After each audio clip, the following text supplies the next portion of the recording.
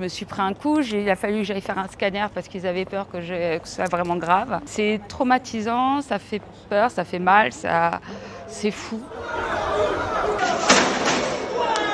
J'ai pleuré, je ne sais pas comment faire. J'ai investi, ma vie, il est tout investi dedans. Et je ne sais pas aujourd'hui comment sortir de cette situation. Ah, c'est du gaspillage quand même, tout ça pour des tarés qui ont voulu se défouler. Tu vois ce que je veux dire? Oui, mais c'est pas vu comme ça. C'est vu une occasion de... Merci de votre visite. Vous reconnaissez ça. C'est bon. Et puis on a d'autres magasins Marionneau là, sur l'île des Ternes. On a d'autres dans le quartier. Ouais, mais j'imagine qu'on n'est pas les... Sur le sujet, ça serait bien qu'on apporte soit... Oui, c'est-à-dire qu'il y a les assurances, puis après il y a ce qui n'est pas pris en charge. Il y a les délais d'assurance aussi. Voilà.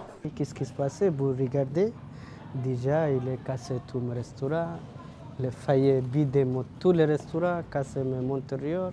J'ai pleuré, je ne sais pas comment faire et comment passer. J'ai fait 17 ans de travail. Et pour 17 travail pour monter mon affaire, j'ai investi, ma vie, il est tout investi dedans. Et je ne sais pas aujourd'hui comment, j'ai rien connu, comment faire ça, sortir de cette situation. C'est malheureuse pour moi. On est essayé, tous les bits, tous les là-haut, ça coûte cher. Et à moins stockage, 3-4 000 bouteilles de bar, champagne, chaises, taula, caisse, machine carte bleue. Je perds tout. En tout cas, je perds tout, totalement. Et ici, c'est tous les bars qui bouteillent ici. Et ici, c'est tous les bars en apéritif. C'est whisky, gin, vodka, tout ici. En tout est bas, en moins 2-3 000 bouteilles de bar et champagne. Et nous, maintenant, rangés. Mais avant, tous les partenaires, et beaucoup de bouteilles aussi cassées, nous ramasser. Maintenant, nettoyer un peu propre. Mais avant, tout c'est un bordel. Regardez ça, trouvé. On est au bout de rue, il est cassé, et caisse, fond de caisse, il est pris. Un témoin qui envoyé, regardez comment entrer les gens. Ça c'est, vous voyez, ça c'est fond de caisse. T'as vu?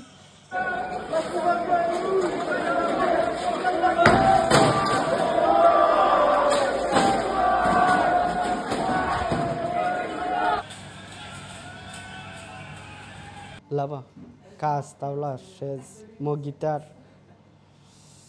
Et vider tous les étagères. T'as vu comment casser tous les chaises taula? T'as vu?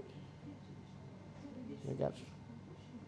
Samedi soir, nous étions en train de regarder le match à la terrasse de la brasserie qui est au coin de la rue de Carnot et de la rue des Acacias. Tout simplement, bonne soirée, on regardait le match en famille, les enfants, les voisins, le quartier. Il y avait même des jeunes qui étaient là, qui n'étaient pas forcément du quartier, mais bonne ambiance.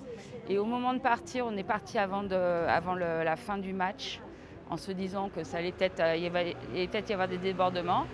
Et au moment de partir, enfin, je me suis levée et j'ai reçu une chaise, je ne sais pas d'où.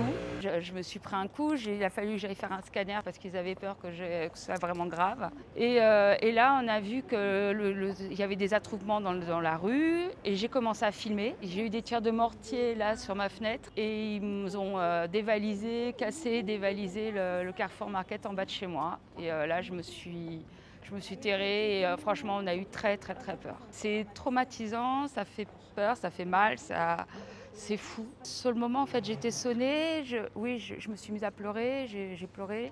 Je suis allée chercher ma petite qui était à l'intérieur du restaurant, heureusement.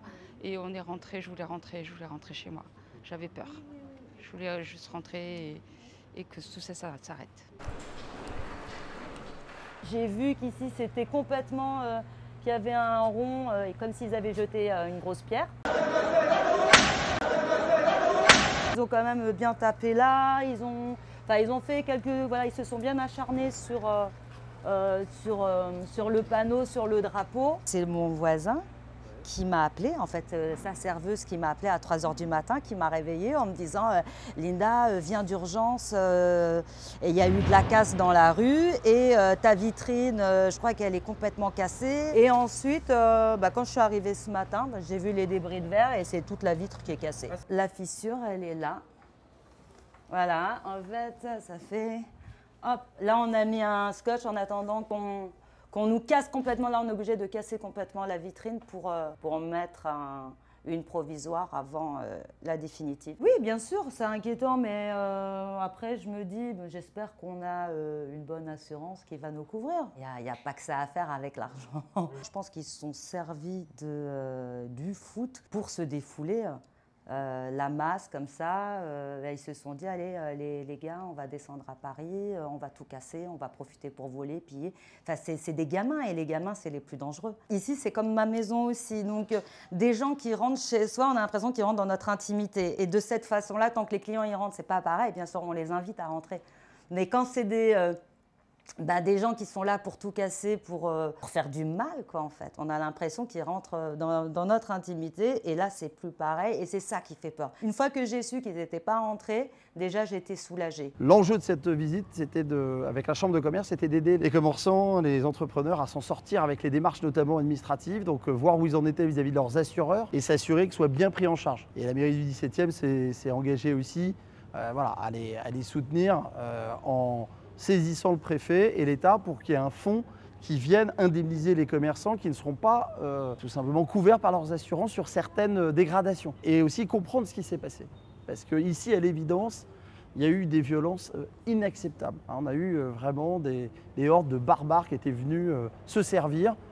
Les mesures ont été prises par le préfet bien en amont. Il y a une mobilisation assez forte, parce qu'ils avaient des indicateurs. À l'évidence ici, on a eu quand même des difficultés à gérer l'ordre public. Donc le préfet, je pense, est tout à fait conscient qu'il y a eu des lacunes dans le dispositif qui sont parfois difficilement anticipables.